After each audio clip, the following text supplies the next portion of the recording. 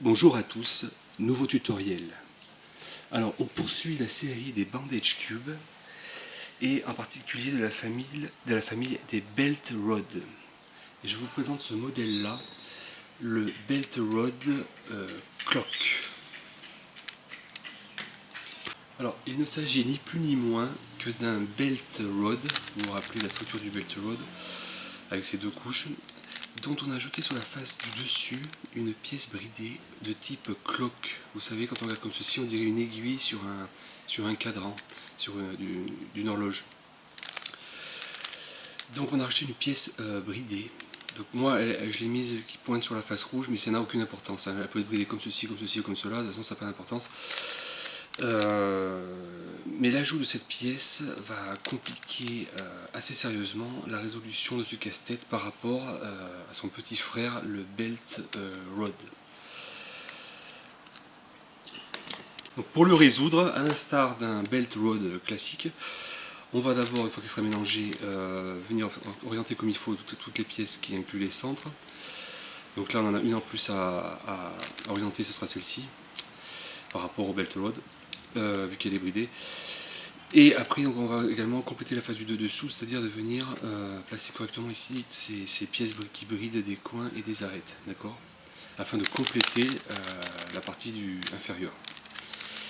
Et après on passera à la partie du dessus. Et là ce sera beaucoup plus compliqué que sur le belt rod classique où on utilisait des méthodes 3x3 débutantes par exemple, sans souci.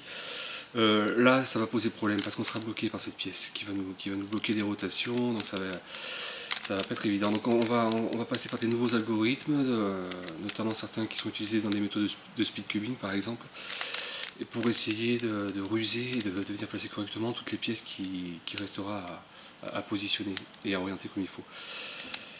Donc je vais mélanger. Le mélange sera un peu plus compliqué aussi que pour le belt rod à cause de cette pièce qui va pas mal bloquer. Donc ça rajoute une difficulté supplémentaire. Et vous verrez également que pour le retour à la forme, c'est-à-dire en mettant toutes les pièces ici en bas, ça va pas être évident du tout. Enfin, au niveau aussi de l'orientation de ces pièces-là, ces pièces centriques, ça va pas être simple du tout. Parce qu'il va falloir donc orienter comme il faut toutes ces pièces, celle-ci aussi, comme on a dit, mais également, c'est possible, libérer cette rangée. C'est-à-dire qu'il ne faudrait pas qu'il y ait des longues pièces qui viennent s'intercaler ici, ou à cheval comme ceci, et qui bloqueraient les rotations. Il faudrait que cette rotation soit fluide aussi, dès qu'on va revenir à la structure du cube bandage au début. On va voir ça durant la résolution. Mais c'est un casse-tête qui n'est vraiment pas évident par rapport à son prédécesseur, le belt rod. Donc je vais le mélanger et puis on va attaquer sa résolution. Donc on se rappelle bien que sur la face blanche où il y a toutes les petites pièces unitaires, on a rajouté ici donc une pièce bridée, d'accord. Donc sur la face blanche. Voici mon belt rod clock dans un état mélangé.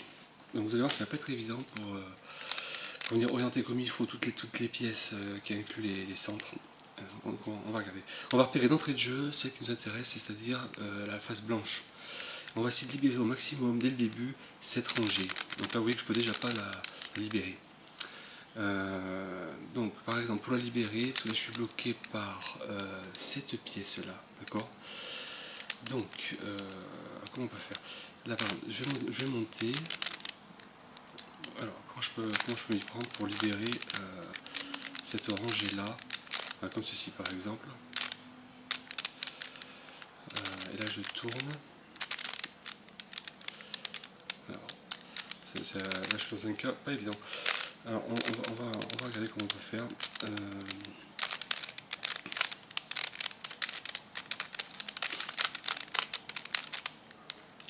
Afin de libérer complètement, voilà, la face du dessus. Donc là c'est cette pièce là qui me bloque. Si je fais comme ça, je suis libre maintenant, d'accord. Donc là celle-ci elle est libre, c'est plutôt pas mal. Donc je vais regarder maintenant, celle-ci elle est bien orientée puisqu'elle pointe avec le côté jaune.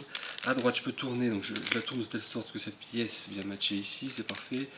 Côté droit, parfait, je suis libre, elle est déjà en place. Côté gauche, donc c'est la dernière qui me reste à orienter, donc à venir placer cette partie en bas, la partie jaune ici.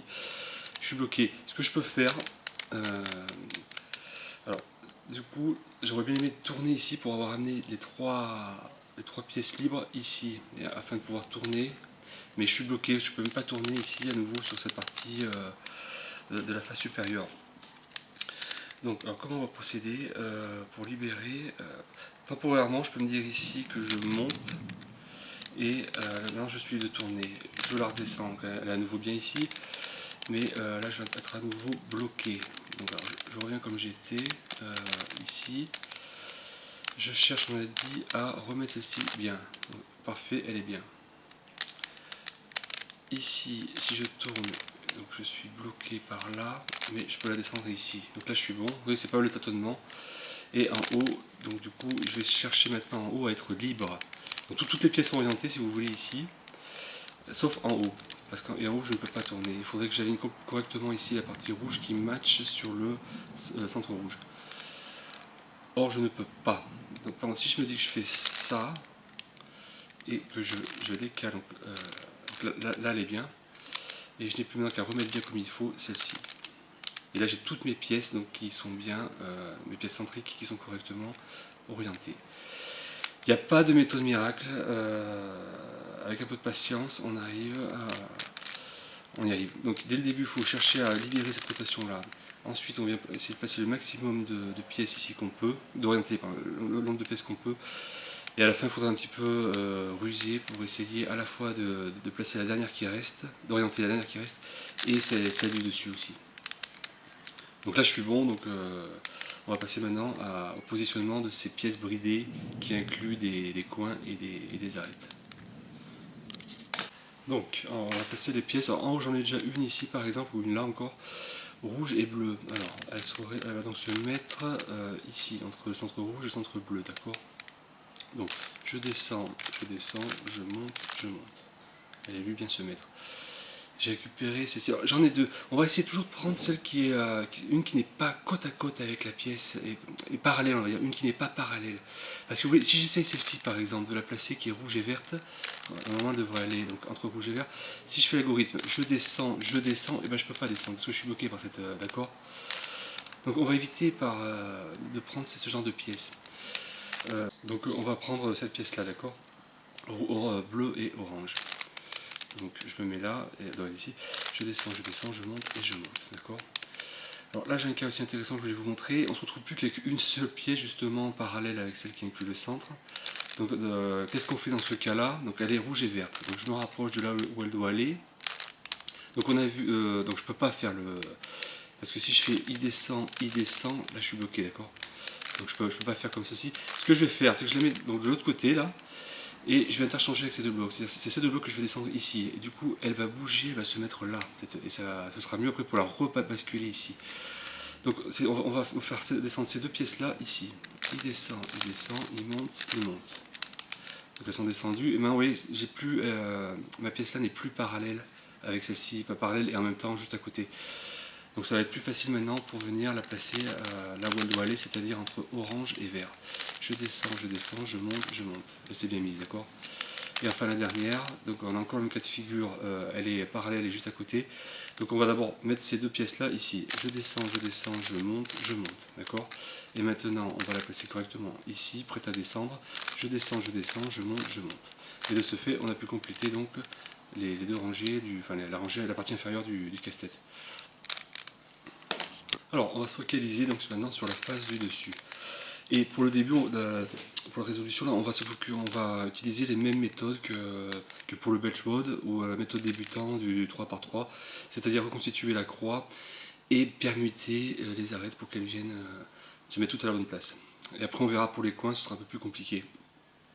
Qu'est-ce que j'ai comme motif là par exemple? Alors, on va faire deux exemples. Là, je vois que j'ai la ligne. Donc, quand on a la ligne, ce qu'il faut faire, c'est que la grosse pièce, on la met à gauche. On partira pas comme ça, parce que vous savez que le premier, on va faire des rotations de droite. Et là, on pourra pas les faire, vu qu'on est bloqué. Donc, on se fait comme ceci avec la pièce bridée à gauche. D'accord. Et on fait l'algorithme qu'on connaît pour faire la croix. Face R, U, R', U', F'. Et on a constitué donc notre croix. Je vais revenir avec un exemple où, au lieu d'avoir le motif en barre, là, vous avez le L inversé. Donc voilà un exemple où on a le L inversé. Donc, par habitude, on le met à gauche, vous savez, comme ça en haut, derrière. Et on fait, vous savez, face U, R, U', R', F'. Et, voilà, et de ce fait, vous voyez qu'on complète aussi également la croix blanche. Je vais revenir avec un autre cas de figure, toujours avec le L inversé. Autre cas de figure qui peut se produire, donc vous avez le motif en L ici, et vous appliquez l'algorithme que vous connaissez, face U, R, et vous ne pouvez pas faire le R parce que vous êtes bloqué par cette pièce, d'accord? Donc je reviens en arrière, on ne peut pas faire l'algorithme, donc on est bloqué. Comment on procède dans ce cas-là? En fait, ce cas précis là, où vous ne pouvez pas compléter la croix. Et bien en fait, ce qu'on va faire, on va se mettre comme ceci, avec la pièce bridée là devant nous, et on va permuter ces trois arêtes, jusqu'à ce que cette arête qui a du blanc dessus vienne se mettre là, et on aura le motif en barre. Et avec ces dispositions-là, on pourra faire l'algorithme. Donc on va permuter ces trois pièces jusqu'à ce que celle-ci vienne se mettre là. On peut faire comme cela par exemple, chaise côté droit. Donc elle s'est mise là, on la veut là, on fait une occurrence de la chaise côté droit. Et là on a notre motif en L, d'accord, en barre, pardon. Donc on fait l'algorithme, tac, tac, tac, tac, tac, et tac. Et on avait pu constituer notre croix, d'accord. Alors ce qu'on va faire, donc celle-ci elle est bien, elle matche bien, donc on va, comme on a vu tout à l'heure, permuter ces trois pièces afin que cette fois-ci elles se trouvent toutes bien à leur place, d'accord. Donc on refait la chaise côté droit.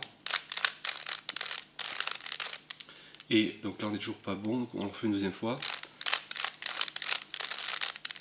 Et là on constate qu'on a toutes les arêtes à leur place, et bien orientées. Donc on va s'occuper maintenant des coins. Alors pour les coins, là ce qu'on va faire, on va d'abord chercher à les orienter tous, que les facettes blanches soient toutes, pointent toutes sur la partie du haut. Et une fois qu'elles sont orientées, on va après les permuter. Et vous allez voir que la phase d'orientation des coins n'est pas évidente du tout. Alors, on va faire plusieurs cas de figure.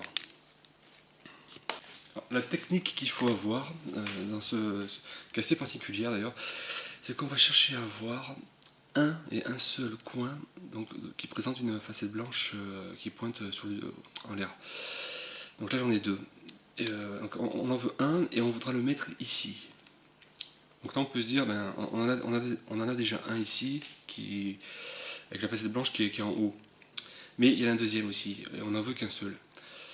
Donc par exemple, si je fais le traditionnel, vous savez là les chaises, donc on va voir ce qui se passe. Je monte, l'ascenseur, je monte, je vais à gauche, je monte, je vais à droite, je descends, je vais à gauche, je descends, je vais à droite. En fait on se rend compte que ça ne change rien parce qu'on en a toujours deux qui vont pointer, et on n'en veut qu'une seule ici. Alors je vais me dire que je vais appliquer ici l'algorithme des chaises côté droit, vous savez qu'il va changer l'orientation de ces deux pièces, jusqu'à ce qu'il n'y en ait aucune dont la partie blanche va pointer en haut. Et de ce fait, je n'aurai que cette pièce-là, qui aura la partie blanche en haut. Et je vais vous montrer dans un deuxième temps comment on va venir placer cette pièce ici, parce qu'on veut la mettre là, d'accord.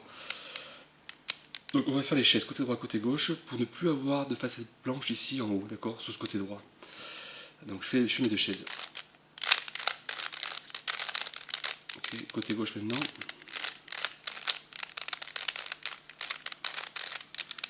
Voilà, parfait. J'en ai qu'une seule, donc sur les quatre, j'ai qu'un seul coin qui, dans la facette blanche, pointe en haut. Et j'ai dit que je voulais la mettre ici, d'accord. Donc je vais vous montrer un algorithme, je crois que c'est la permutation de type A, je crois, qui est utilisé donc, dans les speed cubing, et qui va donc permuter trois coins. Donc pour appliquer cet algorithme qui a une variante gauche comme une variante droite, on va toujours se placer de la sorte, c'est-à-dire avec la pièce bridée comme ceci horizontale à gauche, ou alors la pièce bridée horizontale à droite, d'accord. Si on est à droite par exemple ici, cette pièce est préservée et ces trois coins vont permuter entre eux, d'accord. Alors que si on est comme ceci, cette pièce-là est préservée et c'est ces trois coins-là qui vont permuter entre eux. Et l'orientation ne va jamais changer, d'accord. Donc c'est pour ça que c'est intéressant, parce que là on a déjà orienté une, on va venir chercher à la placer ici, comme on a dit. On ne pourra pas ici, parce qu'elle permute qu'avec ces pièces-là, donc elle ne pourra pas se mettre là. Si je le prends dans l'autre sens, donc pareil, elle est là, elle va être préservée, donc jamais elle ne pourra tourner avec ces trois-là, et on veut la mettre ici. Donc ce qu'on va faire par exemple, c'est que dans un premier temps, elle est là, on veut la mettre ici. On va utiliser la variante côté donc, gauche, je vais vous la montrer, afin qu'elle vienne se mettre là ou là. Et ensuite on fera la variante droite, donc elle sera là ou là, pour venir la placer ici, d'accord. Donc voici la variante, l'algorithme côté gauche, on va partir côté gauche pour permuter ces trois arêtes, d'accord. Donc on fait le suivant. Alors je le mets aussi à l'écran. Tac. D2, RUI, RI, D2, L2. Donc là on remonte comme ceci. Alors, donc notre pièce qui est bien orientée, c'est celle-ci, d'accord. Donc du coup maintenant, on a dit qu'on voulait la mettre ici, vous vous rappelez. Donc si je fais côté droit, ces trois pièces-là vont permuter, donc celle-ci je vais réussir à l'amener là, d'accord. Donc la variante côté droit, c'est celle-ci. Tac, UI, L, D2, LI, U, L, D2 et L2. Si je reviens donc à ma face du dessus, effectivement, elle est bien comme je voulais, d'accord. J'avais voulu un seul coin ici et bien orienté. Donc c'est mon cas. Et du coup, j'appliquais mes chaises maintenant. Et avec les chaises, vous verrez qu'automatiquement, ces trois coins vont se retrouver bien orientés. Donc c'est parti.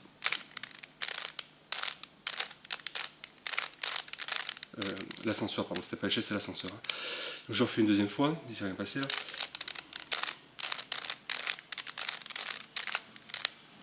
De ce fait, je me retrouve donc avec tous les coins donc, bien orientés. Je retrouve un deuxième exemple derrière. Là, en attendant, on va finir la résolution. Donc la résolution, c'est quoi maintenant? C'est donc ce coin est en place, par exemple, on voit. Donc en fait, ce serait permuter celui-ci, celui-là et celui-là. Et qu'est-ce qu'on va utiliser? On va utiliser justement l'algorithme qu'on a vu avant, côté gauche, parce que ça va préserver ce coin qui est bien en place, et ça va juste permuter ces trois coins. Et on aura terminé la résolution. Donc je me mets comme ceci. Donc la variante côté gauche, tac. UI, L. Pardon, je me suis trompé au niveau du. C'est ça, pardon. U, R, I, D2, R, UI, R, I, D2 et L2. Donc ils ont permuté, mais c'est toujours pas bon. Donc on refait une occurrence de cet algorithme-là. Tac. U, R, I, D2, R, UI, R, I, D2, L2. De ce fait, on a complété la résolution de ce casse-tête. Je vais revenir avec un autre cas pour illustrer l'orientation des coins. D'accord. Autre exemple, donc les arêtes c'est bon. Donc au niveau des coins, donc j'en ai zéro là qui sont. On cherche à les orienter comme il faut, j'ai zéro facette blanche ici, d'accord. Je peux me dire, là j'en veux une qui pointe à droite. Vous savez que si j'applique les chaises, donc à droite et à gauche, donc c'est celui-ci, donc la facette blanche va venir se mettre au-dessus. Donc j'en aurai un ici, et un seul, et en plus bien placé dans mon cas, puisque je le veux ici. Donc on va essayer donc cette astuce. Donc je fais chaise côté droit, chaise côté gauche.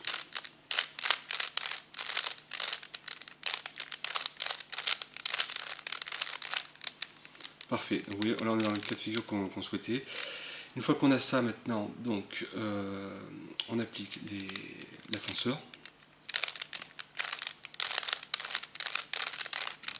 Une deuxième fois, parce que là il n'y a rien qui s'est passé.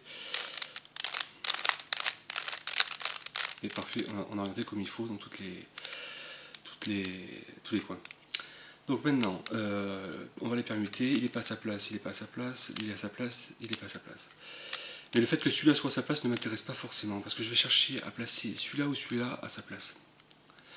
Donc, comment on peut faire? Donc, si je me tiens comme ceci, c'est ces trois qui vont permuter. Or, ici, on voudrait le bleu, blanc, rouge ici. Le blanc, rouge, il est là. Donc, on va faire la version droite jusqu'à ce que ce coin-là vienne se mettre ici, d'accord? Donc, c'est parti.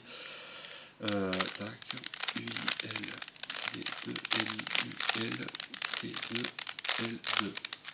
Il est là. Maintenant qu'il est là, je le mets en bas, préservé. C'est ces trois-là qui vont tourner entre eux, d'accord? Jusqu'à ce qu'ils se mettent bien et on termine le cube. Donc côté gauche maintenant. Tac. URI D2 R, URI D2 L2. Et on a complété donc le casse-tête. Je reviens enfin avec un troisième exemple, toujours au niveau des coins, d'accord? Alors un autre cas de figure ici, donc toujours au niveau des coins. Donc j'en ai un en place ici. On avait dit que c'est bien qu'il y en ait un. Donc là on a plusieurs solutions en fait. Soit on peut utiliser les séquences que je vous ai montrées tout à l'heure jusqu'à placer cette pièce ici, donc elle sera bien orientée. Vous savez, quand on est à droite, là, c'est ces trois là qui permutent, donc celle-ci va venir se mettre là à un moment, elle sera bien orientée, ce sera la seule, donc on sera bien. Soit l'autre méthode de résolution, l'autre suggestion qu'on peut faire, c'est faire les chaises ici, jusqu'à ce que cette pièce-là soit bien orientée. Donc, on peut faire celle-ci par exemple.